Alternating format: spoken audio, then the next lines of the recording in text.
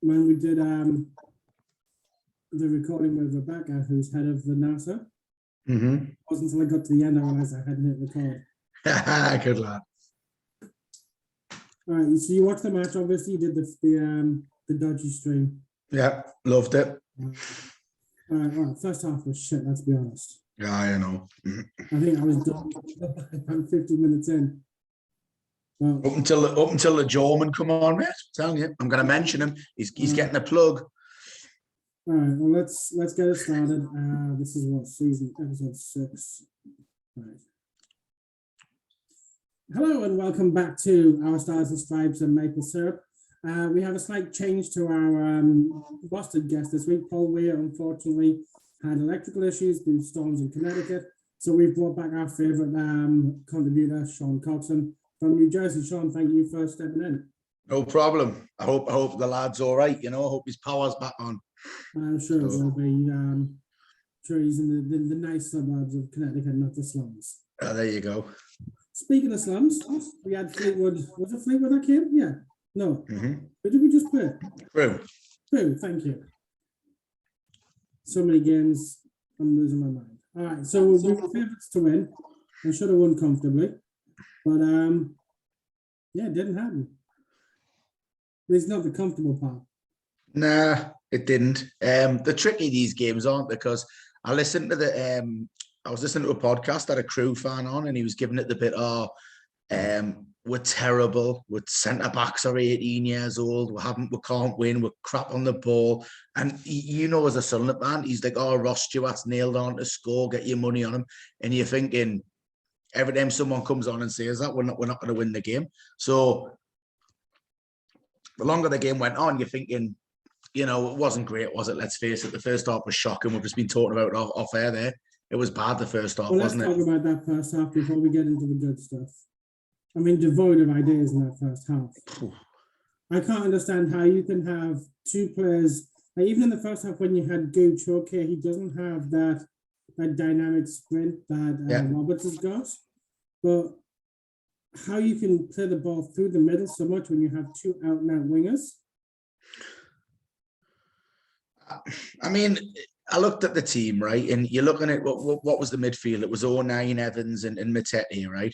And they're getting a lot of stick. Do you know, I get why he's doing it, though. Because people are saying, obviously, Evans and Matete are too defensive. But you look at the back three, Gav, right? The back three he went with, there was only Bailey Wright, who's a centre-back, Serkin's a full-back, Winchester's a midfielder. So, you know, you've got square pegs and round holes at the back. So you're going to need a midfield. You're going to need midfield cover. So no, I completely understand. But 3 defensively minded midfield players, and there was no spark in the middle of the field. There wasn't. You're right. Up until I think Dan Neil come on in the middle of the park, I think he was excellent. Dan Neil's not an out-and-out attacking midfield player. He does his fair share of defensive stuff. Well, I feel that if you've got Matete on the field, you don't need Evans at all. I think it depends what's behind you, doesn't it? And I think that's a big part of it, you know. If you're playing maybe the Kosovan boy and you're playing Bath and you're playing three real centre backs there, you only need one, because you don't need 2 holding midfielders when you're playing with 3 at the back. But the fact that you've got a left back playing there and a midfielder playing there, you need that cover, in my opinion. I think you do. So I could see why he done it, you know. But Evans brings nothing. He doesn't. I don't know why he's captain. I mean, look, we're recording on Tuesday evening on Monday evening, because obviously Paul had some power issues and you had work yesterday. So the Northern Ireland squad has been announced there. I knew you'd mention this. I was going to mention. I knew you would. Corry Evans have both been called up, and I don't see how lining up without those two in the team weakens us. Yeah, I don't know how Winchester didn't and they did. Can you believe that or not? And what nationality is Winchester? Irish, is he? I mean, have you know him speak? Go on, so. No, you haven't. Yeah, he's broad Irish. So, yeah. But he's had a better season than both of them, you know. And obviously, I can't. Hume's unfair because the kid hasn't played, has he? So it's hard to say he hasn't had a good season. I think it's harsh. I think it's surprising that he gets his senior call up without playing. Yeah, he was playing week in, week out in the League of Ireland and wasn't getting a look in. Well, do you know what's funny? I Like that text. Darren Bent situation where we couldn't get Darren Bent in England called up. He goes to Villa, doesn't play, and gets called up. Well, you know, I've got my views on that with England, by the way. I boycotted them for ages because of that. I was raging. I remember that. I used to refuse to watch them because of it. But I mean, I text you during the, because you know me, I love a good moan, right? And you do love a good moan, Tony. I keep a lot of stuff off the group, and I go, I'm going to give it a gaff, right? And I was texting you, and I was saying, like, without Pritchard and Embleton, as we touched on, that midfield's crap, isn't it? For creativity, it's rubbish, you know, because even Embleton gets a bit of stick, but I do think he can pop up with a goal, a good ball through, and he can on his day, he's a good player. So, you know, he's a big miss when he's not in the team. So, now, let's talk about our striking situation. Stewart's going through a bit of a barren spell. Mm-hmm. And then Broadhead's just come back from injury. Yeah. And Defoe doesn't look as though he'd hit water if he fell out of a rowboat. I thought that was funny again. I was watching that game. I can't remember when it was the ball that went over the top, right? And the centre backs just smashed him, right? And he's got up and he's humming and hawing. Do you know which one I mean? When the ball got lifted over the top, and I'm laughing, going, "Welcome to League One, I know son." what you mean, because at 10:33 on Saturday morning, you texted me, "Old Defoe, bless him, he's never scoring in this league." He's not. I just laughed because I was like, he's just been smashed to bits there. And then I thought, well, that's League One, mate. You get no protection. Yeah. But what was funny was, I don't know if you've seen it, right? Before the game on the old stream I watched it on, right? There were a while kicking off, and the Crew player was asking Defoe, "Can I have your shirt after the game?" And Defoe was trying to get on with the game, and he's going, "Can I have you?" And I was laughing, going, "Dear, like he's getting mobbed for his shirt before the game's kicked off." Now the Sunderland shirts are available to bid on. As part of the Ukrainian. Oh, that's nice. That's what it could have been then, right? Okay. So Defoe's shirt right now, I had a look at it this morning because I'm going to see if I can pick up the Lyndon Gooch one. Your hero. I like Lyndon Gooch. He gets a hard time, but I want the Corry Evans one since he's come back. I can't find the link that I signed up on right now, but. The Jermaine Defoe one was like 1,300 euros. Then the next highest one was like 6. And then Gucci's was 320. And then the only one who'd only just hit 200 at the time was Corry Evans. I'm going to bid for Corry Evans. I want his top. But yeah, I mean, listen, it's tough to judge because I thought the game before, was it Fleetwood or Akron? I always get them mixed up. Fleetwood. I thought Defoe was brilliant. I thought I thought he was excellent in that game. In the first half against Crew, he had no service whatsoever. And I think if he'd stayed on when we brought on Neil and we brought on Roberts and we brought on Dejaku, I think he would have got his goal or he would have got more chances. He's just starved a bit, isn't he, of service? And again, look. I think the biggest issue we had in that first half is because we had a lack of creativity in the middle. Yeah. We were relying on Bailey Wright hoofing the ball up to Stewart, who must have think he's been haunted by the ghost of Niall Quinn because he's not that striker. No. And then expecting Defoe to kind of pick him off the bits and pieces off that, it's just not going to happen. No, we haven't played like that all season. I couldn't work out how Defoe was going to fit into this starting 11 to start off with. But even I've seen him playing a couple of games, I'm still not sure why he's been signed. It was one of them, wasn't it, where the first goal was massive because we got the first, then got the second pretty quickly after. And we always struggle, don't we, against teams who've got to break down. That's why, like, I'm not worried about the playoffs because if we get there, which I think we will, because playing the likes of Chef Weds and they're going to come out with.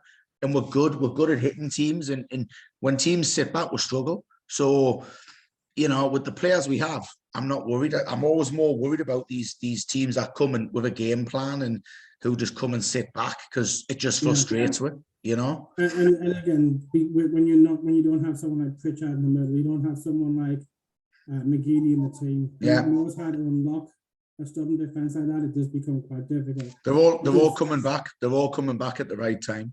But I think the thing I got most satisfaction from on Saturday was after we scored that first goal with a screamer from Dan Neil. Yeah. It was amazing how much more urgency Crew had on the ball. Mm. I mean, they were time wasting from the first half. And then they go 1-0 down with 10 to go, and all of a sudden there's an urgency to them. And that's why they hit them on the break for the second. Yeah, they had to step out, didn't they? They had to get higher. And then obviously that's how we got the second. So it just shows you, doesn't it, that you're only as good as your game plan at 0-0, aren't you, when you're in that situation? You know, like they would have been buzzing with 0-0 or pinching a 1-0. So I think they had. I mean, I was shocked by them. To be honest, the bottom of the league. They're desperate measures right now because they look nailed on to go down at the moment. Well, the boy Long up front, I thought looked quite dangerous as well. He had a couple of chances. I mean, that one he had, what a shite finish. The one where he went through, and it was dreadful. The one he sliced. Oh shit! I think me and you would have hit it better. You know, they would have hit it better. Actually, but that's not. Oh dear me, it was minging, wasn't it? But yeah, I mean, look, Crew are what now 8 points off the bottom of the table. You'd have expected them, knowing that Sunderland have been on a dodgy run of form, you'd have expected them to come and had a go at least. Yeah. The point was never going to be them any good. No, I agree. You know, but listen, we got the job done, and again, like the game we're talking off air, and I know Roberts and Daniel got a lot of praise. I thought the Jacker was brilliant. I thought he changed that game because he ran at them. He was direct. I thought he was quality when he come on, you know, and that might be his best thing, mightn't it? Because he does drift out of games when he starts, especially when he plays the wing back. So I like the Yaku. I do. Yeah, so do I. In fact, I like our if we have 4 starting wingers when they're all fully fit, we've got Gooch, Yaku, Roberts, Clark, and maybe even McGeady, and that's a forward line that should put the shits into most League One defenses. Like I said, look, Lyndon Gooch had a bad game on Saturday. He just wasn't able to get it going. But again, the one thing you're always going to get with Gooch is he's going to hassle, he's going to harry, he's going to run back, even if the forward stuff's not working. So he always gets a bit of a pass from me just because of his work rate. Right. Unlike someone like Evans, who is a passenger for most of the game. Yeah, he's awful. He can't like. I know that Rebecca gave me grief for being overly critical, but again, I was watching him on Saturday, and it's like it just happens when the ball comes to him. I'm just a little bit more conscious that it's Evans. I guess it's part of my need to have a villain as a Sunderland player. Goes on back to the days of David Rush. Davy Rush. I don't get how he's captain though. What does he bring? You don't even hear him speaking or anything. I mean, when we go 1-0 down, it's not like he's like when we go 1-0 down and Cattermole was the captain, he'd pull everyone together. He'd be like geeing people up, and it's like Evans is kind of like, oh look, it's 2 minutes gone. No, you see 09 in there, and I said O'Neill there. You see 09 in there, and he's bossing, he's shouting and bawling, he's always kicking off. Evans isn't, and he's like, I disagree with that. I think 09 should be captain personally. Yeah, I do. You know, so not only do I not get why he plays, I just don't get why he's even captain as well. I think it's because in my midfield 4 now, and again I prefer 4-4-2 or 4-3-3. I'd drop 09 in where Evans has been. He gives us a little bit more going forward. Mattelli's there, can soak up what comes in at us. And he's a bit more creative and he's able to spot those passes out to Gooch or Diaku or Roberts or Clark or whoever it is. I'd play, do you know what? I'd play, if I was playing a 3, I'd play them 3. I'd play Mattetti, 09 and Clark. I would. Clark, you know. Yeah, like playing in the number 10 just off the throw all day long. No, Pritchard. If he's at the minute though, he's not fit. So, you know, when he's fit, obviously Pritchard gets in. But at the minute, next week, going to Lincoln, I'd play him because I just think I think playing him in behind, he gets on the ball. Like look, we're Clark, right? It's funny because my mate's a big Derby fan, and I remember when we signed him, my mate texted him, went, mate, he's a bowler. He goes, he came to Derby last year and tore were apart. He was like, it's a great signing for you, is that? And you can see the ability he's got. I know he drifts out the game a lot, but I think he's one of them. You stand up when he gets on the ball. You know, I don't think so much that he drifts out of the game. If you look at the pass, like when he's making forward, like, look, he's a Tottenham product, right? Yeah. Leeds and Tottenham product. So he's a Premier level product and he's not getting that level of service. So he's making runs and having to come back for the ball. And when come back for the ball, he's now got defenders on him, and it makes it a little bit more tricky. His crossing's abysmal, isn't it? His crossing's not good at all. But I don't think we've got a single decent crosser of the ball in the club. No, I agree, but his crossing's poor. But McGeady tries to cross now, he's never fallen. But in terms of he's running at the ball, he's running at defenders, and he's skillful. He can use both feet. He can go in and out. I think Clark's really good at that, and he's exciting. And he did, you know, cracker against Fleetwood. Do you know, he's exciting, isn't he? So it's like he's one of them players. He's young and he's raw, and I just think I'd play him. I'd just play him off the forward. The way I look at it is he's kind of more of the Nicky Summerby kind of a winger. Yeah. He's not particularly fast. Well, in fact, it's unfair on Summerby because Summerby could cross a ball. Yeah. Didn't have to be the man, did he? Yeah. But I remember like watching the Peter V team where you had a very direct Alan Johnston running down the wing and whipping the balls in. And then the more laissez-faire kind of, I'll do it when I do it kind of Nicky Summerby on the right, just floating them in. Yeah. And I think that's what we've got. If you've got Roberts coming in on the right, that kid loves to take on a man. He loves to get the byline, which I love to see. And that scares the shit out of defenders. When you've got a kid like that who's bombing at you at pace, you're backtracking. Yeah, look, he went down in the box on his debut and looked a little bit silly, but yeah, I think between now and the end of the season, he's going to get us 2 or 3 penalties. Yeah, without doubt. And I'm pleased Robert scored as well. I'm pleased he got his goal. You know, it was good to see him get his goal. I thought it was a good finish as well. You know, the shift and the hit I thought was a good finish. So he's been working hard, hasn't he? Apparently he's been playing with the under 23s, and he's come with a lot of pedigree, hasn't he? So what I like is the fact that he's ours. It's not like Clark who's going to go back to Tottenham. He's signed for us for like permanent. So you got players like him and Serkin who are permanent signings. Yeah, I think Serkin has been the unsung hero of the season. Yeah, do you know, he's been good in the last few games. Like you look. I feel bad for him because you look at Dan Neil was exhausted. He got took out the team and had a rest because we were able to. Doyle was able to have a rest. Serkin hasn't because there's no one there. There's no one there to do it. Like until Huggins or Higgins. Is it Huggins or Higgins? Huggins. Until Huggins gets back, he's not going out the team, is he? So. What about Huggins? Yeah, he's back in a week or two, they reckon. So, and I was impressed with him before he got injured. I think he looked pretty good. So until he's back, he ain't coming back, and he's not having a rest, is he? So the kid just plods on, and listen, he hasn't had a bad season. Intelligent runs, though. That's what I like about him. Like you're looking up, and I'm like, oh wow, that seems to be quite a direct run from Clark. Yeah. And it's like, oh, it's Serkin, and Serkin can get a ball in the box. Yes, do you know what I was going to say? He's a good crosser of the ball. I think he is. Yeah. So I mean, look, it's not as doom and gloom as Twitter and the SMB and all the Facebook groups out there would have you believe.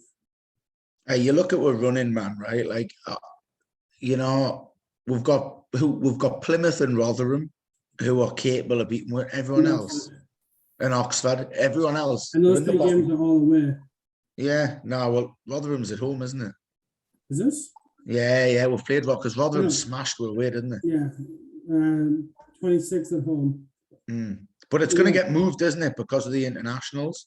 Yeah, because we're missing Clark and get in. Yeah, it looks like it's going to get a call up to the Scotland squad, so that's the 3.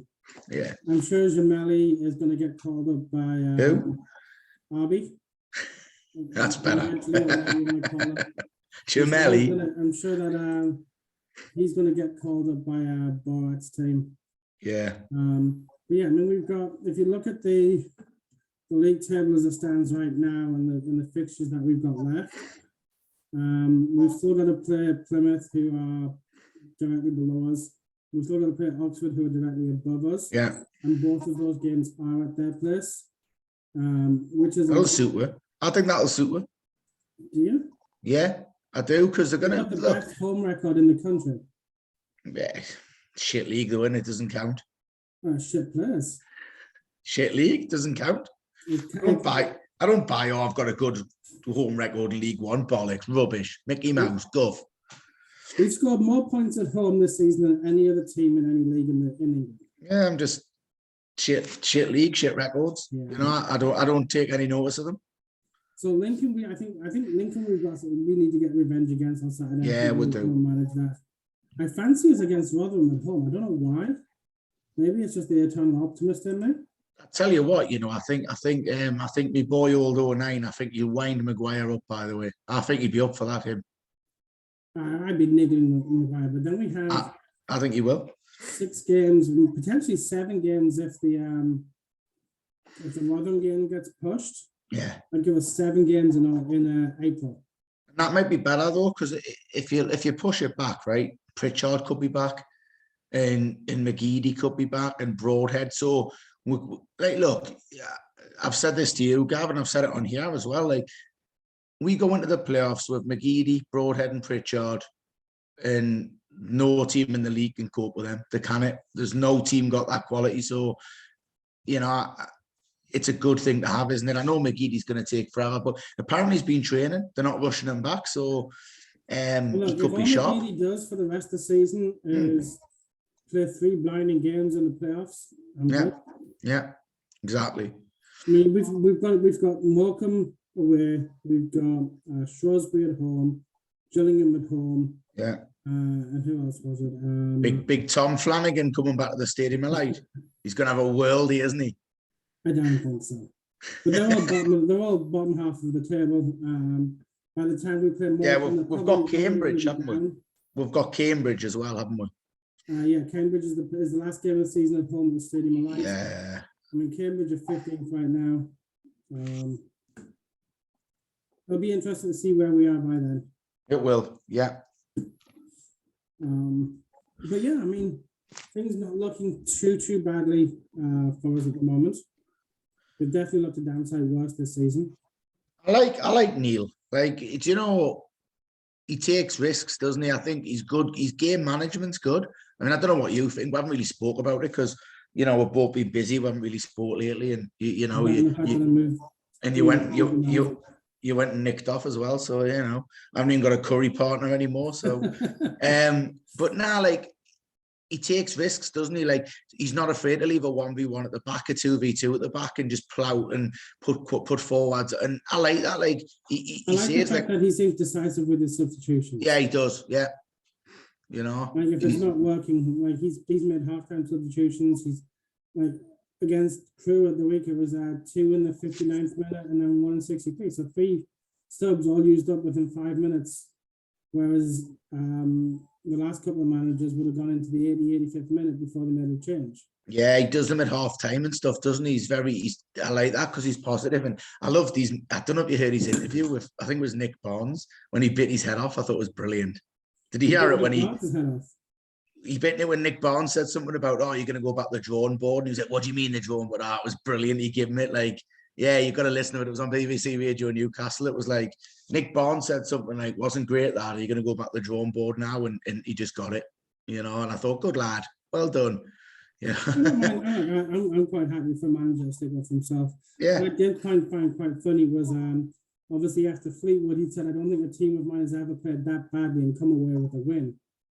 And it's almost going into the Crew game. The Sunderland squad was like, boss, hold my pint a second. Let's see how badly we can play and still win. Oh, yeah. I think by halftime I was done. I was trying to work on other things I could do on my Saturday morning and watch that. Do you know something though, right? Did you ever say, because you're watching it thinking, and I don't know about you, but I'm thinking there's a goal coming. There's a goal coming. You know, there's one more chance coming here. You know, and I don't know. Normally I'm the opposite, thinking this is good, but I just thought they were so deep, like you said.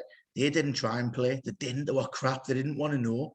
And it just kept inviting us on. And I just thought, just tinker it a little bit. And there's a goal coming. And, it did. So, it was good to see. I think it was good to show that character, so I liked it. We kept pushing to the end. Mm-hmm. Yeah. And that was one of the things that, what was it? It was a Man City game recently, and they were banging whoever they were up against. I think it was like 4-0 with 85 minutes gone. Yeah. And I'm still watching De Bruyne and them closing down, like with 5 minutes to go in the game. They're closing down in the first third of it, like defensive third. And I'm like, that's what you should be doing. Right? And so often I watch this level of football, and it is shit. It is. It's terrible. Yeah, it's minging. I like it because obviously young Niall's trying to get into it, and as I was telling you, he went to his first game on my back, and he'll come and he'll sit there for 10 minutes, and then he's sort of fidgeting, and and he's like, oh, it's not, and I'm having a moan, and he's just like, oh, he knows I'm a moaner, and he's just sitting, and I'm moaning, come on, ref, sort it out, and I'm blaming everyone, and he just gets up and walks out. Maybe I'll have Niall on by the end of the season. Oh, hey, and then he comes back and he'll go, oh, still 0-0, and he'll go back, and then and he just laughed. He said it was at half time. He went, what would you do? I put Roberts on, and then when he scored, he went, oh, you all right? I went, Old man knows best. Yeah, so, my kid lost interest in it a long time ago. But he still he still looks out for the results and texts me. And it's like, I know you don't care, but thanks. Well, it's funny because when Niall was there, he's like, where we're now, Dad? And I'm like, well, we're 6th, 5th. And he's like, well, they were top of the league when I was there. I was like, yeah, no, but we fell off a cliff. He's like, what do you mean? I was like, well, and he won't get it. He's like, how they're not top? I went, because they're not, son. And because he left that Chef Wed game, and I was, and obviously what's up, and he's like, and he's coming in now going 7th, 6th. I'm like, yeah. He's like, you said they're the best team in the league. I went,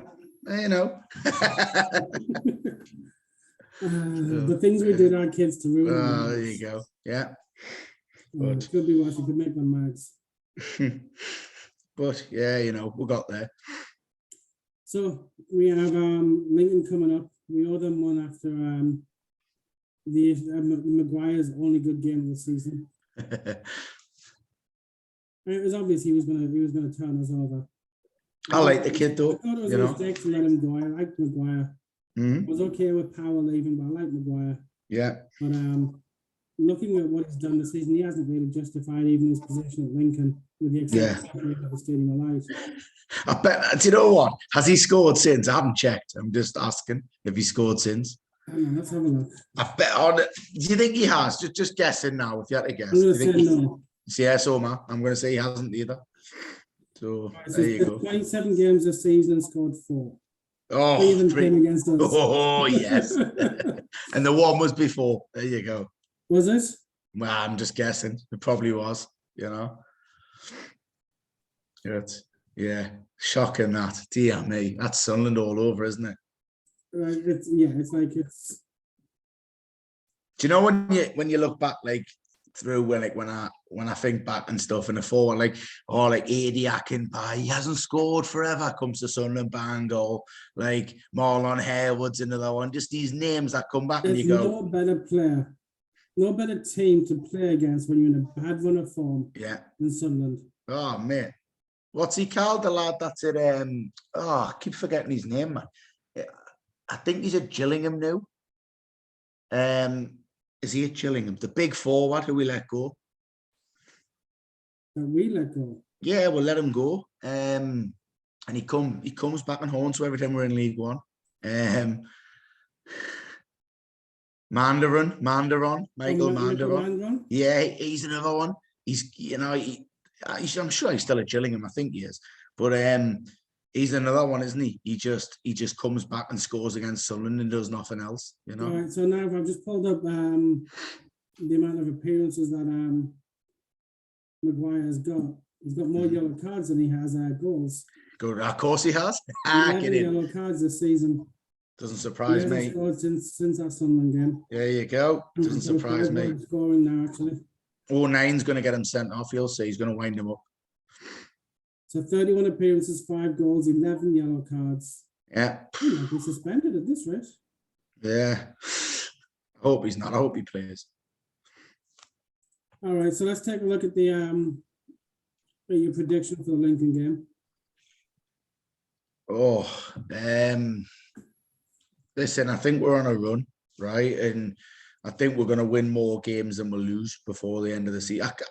Look, I mean, to be honest, I'm going to shoot myself in the foot because I said at Christmas I couldn't say we're losing 5 games from now to the end of the season, and I think we lost that in bloody January or something, didn't we? So, but I honestly cannot say we're losing 2 games, more than 2 games from now to the end of the season. All right, so give me a score prediction for Saturday. I think we'll win 2-1. 2-1. Yeah, I think they'll score first, Lincoln, by the way, and I think we'll win 2-1. Yeah, I do. I was originally going for a 1-0 Sunderland win.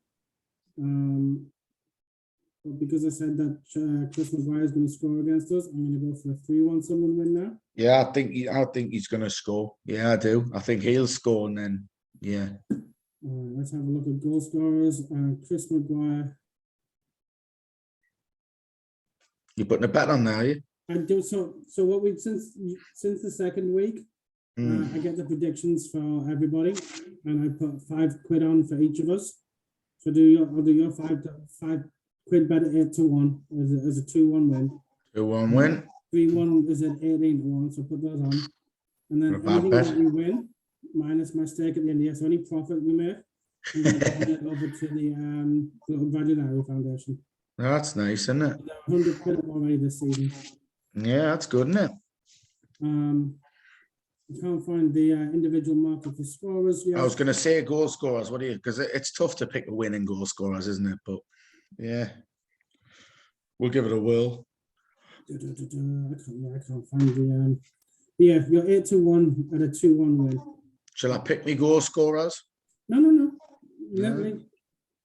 I just want the score. I was going to go with Clark and Dejaku myself, but you know. Yeah, I think they're both in form, aren't they? So I might put a couple of quid on each of them to score at any time. Yeah, you know, there you go. So, what's going on with the New York supporters, Sean? I know you're the rep for the supporters group up there. Well, listen, we had the Wigan meeting. I pulled out, Gav. I feel a bit, I feel bad. I was like, I'd had enough. I said to you, I don't want to go spend me day in the city watching them get laced up and then they go and win 3-0. So, I mean, look, it's still very early days on the return from COVID, and it's very hard to get people excited about. I know a third tier game. Yeah. And obviously Jack does us proud. He always gives us at least one TV. So that's always good that we get that. Well, I'm thinking ahead here because, I'm just trying to look ahead. But if we get to the playoffs and we get to the final, are you going or are you going to Legends? Because I'm thinking of just going to Wembley again, I'm not going to Wembley. No. There are too many things. Well, with one grand Ben already here and another one on the way. Right. Selling the house, wanting to go to see family in Florida, wanting to take a vacation this year. I don't want to spend time in England. Right. Like, I've been to England, it's shit. That's why I live in America. Well, it's not shit, but you know what I mean. Right. And dude, I saw us lose against Norwich, Swindon, saw us lose against Liverpool, Charlton. Yeah, it's got to change. I don't want to go. Look, we beat the Jinx by winning the Pizza Cup last year. Right. If we're Alex Neil's never lost a playoff. Really? Yeah. He'd never failed to win a first game with this new club either until he joined us. My mate told us, my mate's a Preston fan, and I went bollocks. He went, he's never lost in a playoff. He went, he hasn't. So I thought, all right, he's the man for the occasion. There you go. So what do you think? Up through the playoffs? Because look, right, like normally we go wrong in the playoffs, right? When if you look at the chart, even going back to the Charlton game, when the 98 and stuff, obviously 1990, I couldn't remember as much, but we always went in, right? Having just missed out on the lead on automatic, right? Would be doing well, would finish third. You're going demoralised. This year, we've slipped off completely. We're going to go in 6th or 5th, and we're going to be full of momentum. We're going to go, it's our only shot. We're not going to be down and gutted, you know. And I think, for me, I think teams who finish 6th and 5th tend to do well in the playoffs, don't they? Because all right, so question for you. Let's say it finishes as it is right now, with MK Dons, Oxford, us, and Plymouth. mm-hmm. That puts us in a two-legged playoff against Oxford. There's no team you'd rather smash in the playoffs in Oxford, given the Madrox Muppets. Oh, I'd love that. Hoying salmon pants in the well in London, it'd be great, wouldn't it? Just drowning the football in the well would be great. Drowning them in Trafalgar Square. And that would line us up against the playoff final against MK Dons or Plymouth. Which would be tough, MK Dons, wouldn't it? Because they're not a bad side, them, you know. They're not a bad side. How have we done against them this season? Didn't we? We won there and lost at home. I'm sure we beat them away. It was earlier in the season. I think we did. I think we've got the team to beat. I mean, look, I think we've got the team to beat anybody on that. Yeah, so do I. Yeah. I think with the Wembley hoodoo off our backs. Chef Wed's the one I'd worry about because they found form. Yeah, at the minute. I don't think they're consistent enough on that. No. I mean, they've lost fewer games than us, but they've drawn 10 games. Right. They've conceded 40 goals. Yeah. I mean, outside of us and Oxford, that's like the most conceded in the top half. Right. So, I mean, who've they got that players for them? I mean, could you name a Sheffield Wednesday player off the top of your head? No. Probably not. Barry Bannon. I think he's there you go. But mate, listen, that's all. I just think we'd have more. I do think we'd have more momentum. I think they'd be bang up for the playoffs this year. Whereas, like I say, under Jack Ross, we just fell apart. So, like, we lost it in the last week, didn't we? They were gutted, and then under Johnson, they just tailored away, and they finished third or fourth, whatever they finished. I can't remember what they finished, but. What you know, we had automatic promotion in our hands and just blobbed it as usual. So this season hasn't been the case because the drop off was in January. It was early, so I don't know. It gives them time to prepare and time to plan for it, you know. So yeah, I think we'll be better. All right. So since the last time we spoke, obviously you jumped on the ownership special that we did. Yep. Obviously, it's now being made apparent that the Madrox 2 are looking to sell their shares. More like 11 million quid for it.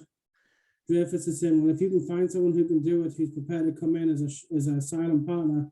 Yep, because he's skinned. Passion, I'm not giving up my control. What do you think of the whole situation as it stands? What's going on with me boy stories went quiet? Well, he's talking about Formula One now. Because he's been saying, he was saying great, you know, I'm expecting really positive news on the football front. For ages in the run-up to KLD buying the club or buying his shares. Sell it all, you know, like, yeah. Billy Wiz's latest thing was that Andretti Racing in NASCAR is saying that they're going to buy into Formula One. And old Billy Bullshit was like, wait, your turn. All right. Didn't he? He said he was sponsoring the Jamaican bobsleigh team, didn't he? He did sponsor them. Did he? Really? I'm not even going to get a movie out of this visit to the Olympics. There you go. Yeah, you know, he's going to play John Candy, isn't he? But listen, I don't know, mate. I mean, I didn't even read the minutes from I read the minutes from the Speakman one and stuff. But I didn't even read the minutes from the Kyle Louis-Dreyfus one. I didn't even know what he said. And I'm sure you watched the last podcast with Rebecca because she was the best person to have on for that. But pretty much she said that, look, the 8 million quid invested that Methvin and Donald were talking about was a joint investment from all the partners in the club. Yeah. That includes KLD and Sartori as well. And that whilst he's prepared to make an offer for their shares, they have to be more realistic on the price. He has control, he has sole control, he's not going to give that up. And And I think because Simon Pants and Donald had been so vocal and saying, look, we're competitive, we just want to go. Like, we're done. Yeah. We're out. Trying to push this kid's hand in buying the club. I think he said, well, look, if you can find someone who'll pay your price and they can pass the fit and proper test, knock yourself out, lad. Yeah. I think he's been advised well on the sponsors. Mm. And I know that from speaking with Becca, his pocket money gets paid out to him when he's 25. Yeah, I heard that in December or something, isn't it? So yeah. Like when I opened up my piggy bank when I was 25, and I got like 80 quid out of it. There you go. As he's going to have a little bit more in there than that. I mean, nothing's going to get sorted until the summer, is it? You wouldn't think so. In the summer. I mean, probably. Well, listen. If we go up, something has to change, doesn't it? Because if you go up, you'll get their 11 million because the club's valuation will increase. Yeah. But let's be honest. When you look at the infrastructure of the club, you look at the fan base. Yeah, okay, look, things aren't going right on the pitch right now. But if you brought somebody in who had a bit of money, he didn't mind spending a bit of his own cash, like that's a phenomenal investment. Oh, without a doubt. Spending 20 million and getting in acquisition and spending 100 million in player acquisition over 3 seasons to get us to the Premier League, you can sell the club for 200-300 million. And you're going to make a huge profit. Yeah, of course you will. It's never been done right, has it? That's the problem. As people tried, and it's never, because even the Drummondville lot lost money, didn't they? So Drummondville spent a lot of money, and then they had the housing crisis. Yeah, they did. They had a lot of problems, didn't they, with it? A lot of what they were going to do because they had a phenomenal long-term. So what I'm looking for idea of what would that was. Thank you. This COVID's killing my memory. But yeah, their view, they were going to put like an IMAX on the where Sheepfolds is. They're going to have an open indoor-outdoor pop venue. Yeah. And all of that dried up when the money dried up. And I like the Drummondville a lot as well. I thought they were decent. Like obviously Quinny could, there's nothing he could do wrong, but I don't know. Quinny could do on conflicts and you still like him. Exactly. Listen, they were good times with them Drummondville a lot. I thought that was a good time in the club's history. I enjoyed it. So I enjoyed the beginning of the Yellow Short Range. But the problem is, and this is the only criticism I have of Yellow Short really, is the fact that he entrusted his money in the club to the wrong people. And so he gave people like Margaret Byrne control of the club. And that's the wrong thing. And you bring in, what was it, the scout who came in as the director of football and he brought all of his own clients across. Like, I remember. They were still trying to sue for the... I know. I've seen it today. Alvarez, I know. Yeah. I seen that this morning. They're not going to win that case. But do you know, I remember when we met Ellis Short, and he's the biggest lunatic I've ever met. I'm not going to lie to you, mate. I've met some crazy people in my time. He was mental. He was blunt. He was a lunatic. Oh, he was funny. Like, I remember he was talking to me and you were next to us, and the things he was saying, if I'd recorded that, he'd be in court. Yeah, about a former manager at the time. Yeah. And saying about Johnson, I'm not even going to tell you what he said, but you're just looking at it going, you'd be in court, mate, if I was videoing, like, but I couldn't, but what a lunatic he was. Never dull as a summer. Oh, mate, I'm starting going to you, wow, like, unbelievable, All right, you can't remember, because whose tongue did you have your arse up again? I can't remember whose it was now, It definitely wasn't John O'Shea's. He's a good lad. I'm the only one who supported him. I was loving it. Good lad, John. Overrated player we've had in this game. I would take one back before I brought O'Shea back. Hey, he was a nice bloke, good lad, leader. That's enough. But my biggest complaint about him is his best days were beyond him. And between him and Wes Brown in defence, they were always going to leak a goal. Like they were more goal leaking than Titus Bramble. Yeah. Their heads drop so quickly. Yeah. I hate to see the player's head drop. Oh no. The worst thing for me is going 1-0 down and then looking up, and your captain, your club captain, is like, oh. Like, okay, we get it. We're not Man United. Yeah. Yeah. Good lad. All right, Sean, it's been a pleasure having you back on. Thank you again for No problem. Paul.